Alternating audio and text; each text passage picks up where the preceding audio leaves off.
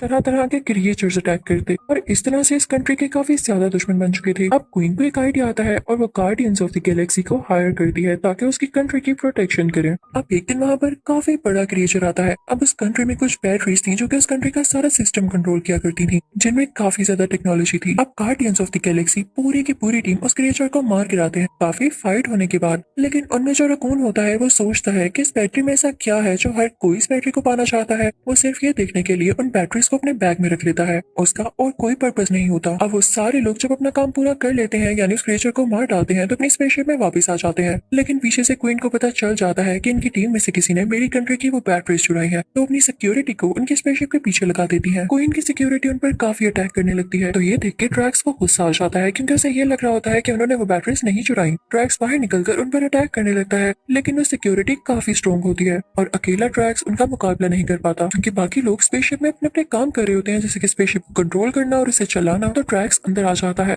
और वो लोग अपनी स्पेसशिप की स्पीड काफी ज्यादा कर लेते हैं ताकि जल्द से जल्द वो यहाँ से भाग सके। तभी उन्हें सामने से एक और स्पेसशिप आती हुई दिखाई देती है, उस पर कोई आदमी खड़ा होता है। इन्हें पता चलता है कि वो आदमी इनकी हेल्प करने आया है। पीटर की स्पेसशिप की स्पीड काफी तेज होती है, इसलिए वो डिस्ट्रॉय होने लगती है और तेजी से जाकर कुछ दरख्तों से टकराती है, जिसके बाद वो पूरी तरह से तबाह हो जाती है। पीटर और उसके साथी जब उस स्पेसशिप से बाहर आते हैं तो एक बूढ़ा आदमी वहाँ पर आता है। ये वही आदमी था जो उनकी हेल्प करने वहाँ पर आया था। ये पीटर को बताता है कि मैं तुम्हारा बाप हूँ, यानी मैं तुम्हारा फादर हूँ। पीटर कहता है कि मैं कैसे मान सकता हूँ। तो आदमी कहता है कि अगर तुम्हें यकीन नहीं आ रहा तो तुम मेरे साथ आकर देख सकते हो। तो उसके कहने पर पीटर उसके साथ चला जाता है। दूसरी तरफ पीटर की टीम अपनी स्पेसशिप ठीक करने लगते हैं। क्वीन को काफी गुस्सा होता है कि मेरी बैटरीज अभी तक मुझे नहीं मिली, तो वो योंडू को बुलाती है क्योंकि वो जानती थी कि योंडू और पीटर में पहले ही दुश्मनी चल रही है और योंडू उसे जल्द पकड़ लेगा। अब जब योंडू वहाँ से जाने वाला होता है तो उसे एक आदमी मिलता है, वो भी उस कंट्री की मैनेजमेंट के खास आदमी होते हैं। वो योंडू से कहते हैं कि तुम पीटर को ढूंढने जा रहे हो, तुम्हें ये हक क्वीन ने दिया है तो गलत दिया है क्योंकि तुम तो खुद इतने बड़े चोर हो, तुम उसको एक चोरी की बेस पे कैसे पकड़ सकते हो। लेकिन योंडू को इन सब बातों का कोई असर नहीं होता और वो अपनी टीम लेकर वहाँ पर पहुंच जाता है जहाँ पर पीटर की टीम जंगल में फंसी होती है क्योंकि उनकी स्पेसशिप जो खराब थी वो जाते ही उनके टीम मेंबर्स पर अटैक करने लगता है। लेकिन तभी वहाँ पर थैनोस की वही म्यूटेंट रोबोट बेटी भी आ जाती है। वो भी पीटर की टीम से वो बैटरीज लेना चाहती थी और अपना स्कोर बनाना चाहती थी और ये भी हो सकता था कि वो उनको खुद यूज करे। अब यहाँ पे वो डबल गेम खेलती है। वो योंडू की टीम से कहने लगती है कि आखिर कब तक तुम लोग योंडू की बात मानते रहोगे, ये तो सिर्फ अपना हुक्म चलाता है, तुम में से कोई तो सामने आए। तो तभी उनमें से एक आदमी बाहर आता है और कहता है कि हाँ ये बिल्कुल ठीक कह रही है। अब सारे लोग इस बात पे एग्री हो जाते हैं कि योंडू उन पे बिला वजह हुक्म चलाता है, उन्हें बुरे काम करने को भी कहता है लेकिन कभी उनका ख्याल नहीं करता। तो अब सारे लोग एक साथ हो जाते हैं और योंडू को पकड़ लेते हैं। इसके साथ साथ वो पीटर की टीम को भी पकड़ लेते हैं। उधर स्पेसशिप के अंदर ही एक जेल होती है जिसमें उन सब लोगों को रखा जाता है। अब अंदर जेल में वो रकून और योंडू एक साथ होते हैं, तो वो कहते हैं कि किसी तरह हमें यहाँ से बाहर निकलना होगा क्योंकि हमें मिलकर ही ये काम करना होगा वरना हम अकेले कुछ भी नहीं कर पाएंगे। अब यहाँ पर मैं आपको एक बात बताऊं कि पार्ट 1 में हमें जो वुड जैसा दिखने वाला आदमी दिखाया गया था वो एक छोटे से बेबी में बदल चुका था क्योंकि उसने खुद को सेक्रीफाइस जो किया था। अब वो एक छोटा सा वुडन मैन था। अब योंडू और रकून उसे कहते हैं कि तुम छोटे हो तो बाहर जाकर की लेकर आओ,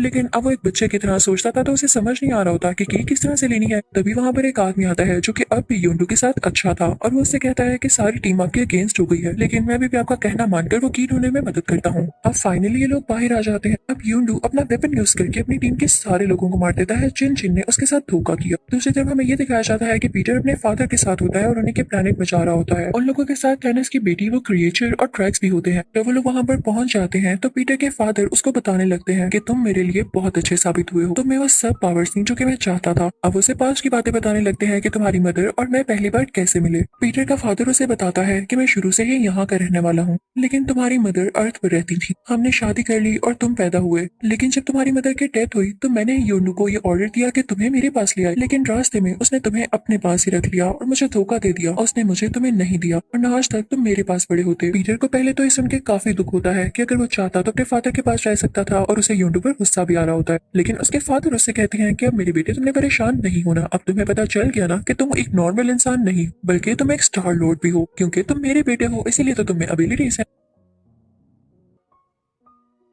अब पीटर के फादर उसे और स्किल सिखाने लगते हैं और वो लोग काफी खुश होते हैं। दूसरी तरफ हम थैनोस की बेटी को देखते हैं जो कि म्यूटेंट रोबोट होती है। वो अपनी बहन से काफी जेलस हो रही होती है और उसे ढूंढते ढूंढते वहां पर आ ही जाती है। अपनी स्पेसशिप से उस पर अटैक कर देती है। तो म्यूटेंट रोबोट की बहन यानी वो क्रिएचर अपना स्पेसशिप फॉरन से ऊपर ले जाती है। जब उसकी बहन उसके पीछे अटैक करने आ रही होती है तो उसका स्पेसशिप पहाड़ से टकरा जाता है और क्रैश हो जाता है। उसके अंदर के सारे वेपन्स भी डिस्ट्रॉय हो जाते हैं। जब वो क्रिएचर यानी उस म्यूटेंट रोबोट की बहन ये देखती है कि अपने साथ वेपन्स लाई थी यानी ये वाकई मुझे खत्म करना चाहती थी, तो वो उन्हीं में से एक वेपन उठाती है जो कि अभी तक ठीक था और अपनी बहन पर शूट करने लगती है। लेकिन तभी उसकी बहन उसे कहती है कि मुझे माफ कर दो, पहले मेरी बात सुन लो, मुझे मत मारना। तब वो दोनों बहनें बैठकर बात करने लगती हैं। ये काफी टाइम बाद एक दूसरे से बात करने वाली थी। तब म्यूटेंट रोबोट अपनी बहन को बताती है कि तुम्हारे जाने के बाद फादर ने मुझ पर बहुत जुल्म किया, क्योंकि उन्हें लगता था कि मैं भी उन्हें धोखा दूंगी, और फिर मैंने भी ऐसा किया, मैंने उन्हें धोखा दे दिया। मैं बस बहक गई थी, मैं कभी भी तुम्हें मारना नहीं चाहती थी, मुझे माफ कर दो। इसी के साथ दोनों बहनें हाथ मिलाती हैं और उनमें सुलह हो जाती है। दूसरी तरफ पीटर के फादर उसे ये भी बता रहे होते हैं कि मेरी और भी ज्यादा बेटी और बेटियां थी, लेकिन उनमें से अब तक कोई जिंदा नहीं बच पाया, सिर्फ तुम ही जिंदा बच पाए, और तुम में इतनी ज्यादा पावर्स हैं, ये देख के मैं काफी खुश हूँ। बातें करते करते पीटर को कुछ अजीब सा फील होता है और उसे विजन आता है कि मेरे फादर ने ही मेरी मदर को मारा। उन्होंने उसमें कुछ ऐसी चीज डाल दी थी जिससे मेरी मदर को कैंसर हो गया और वो मर गई। वो गुस्से में आ जाता है क्योंकि उसकी बात सच थी। अपने फादर पर शूट करने लगता है तो उसके फादर हंसने लगते हैं और कहते हैं, बच्चे, इन फायर्स का मेरी बॉडी पर कोई असर नहीं होगा, तो आखिर तुम जान ही गए। दूसरी तरफ हम ड्रैक्स को अकेला बैठा हुआ देखते हैं। तभी वहाँ पर एक लड़की आती है जिसकी आंखें पूरी ब्लैक थी और वो स्नेल के जैसे दिख रही थी। वो ड्रैक्स से बातें करने लगती है और इसी दौरान ड्रैक्स सो जाता है। दूसरी तरफ वो रकून और उसकी टीम भी पहुंच जाते हैं पीटर को बचाने के लिए, क्योंकि वो जान चुके थे कि पीटर का फादर सही इंसान नहीं। वो वहाँ पर एक टीम बना लेते हैं और प्लान करने लगते हैं कि कैसे उस आदमी को मारा जाए, यानी पीटर के फादर को। अब रकून एक बॉम्ब बनाता है और छोटू से वुडन बेबी से कहता है कि तुमने ये बॉम्ब उसके पास लेकर जाना है, जैसे उसके हार्ट में फिक्स होगा तो हम इसे ब्लास्ट कर देंगे। अब सीन वहीं से कंटिन्यू होता है जब पीटर और उसके फादर में लड़ाई हो रही होती है। दोनों एक दूसरे को बहुत बुरी तरह से मार रहे होते हैं। अब वो छोटू सा वुडन बेबी उस बॉम्ब को लेकर उसकी तरफ आ रहा होता है ताकि वो पीटर के फादर के पास ही ले जा सके और वो मारा जा सके। पहले भी वुड से बने हुए आदमी ने अपनी जान को सेक्रीफाइस किया था और अब इस छोटू से वुडन बेबी ने बहुत बड़ा काम किया। ये बॉम्ब पीटर के फादर तक ले जाने में सक्सेसफुल हो गया और साथ ही जब वो बॉम्ब ब्लास्ट होता है तो पीटर के फादर का हार्ट वीक होने लगता है और अब वो मरने के बहुत पास था।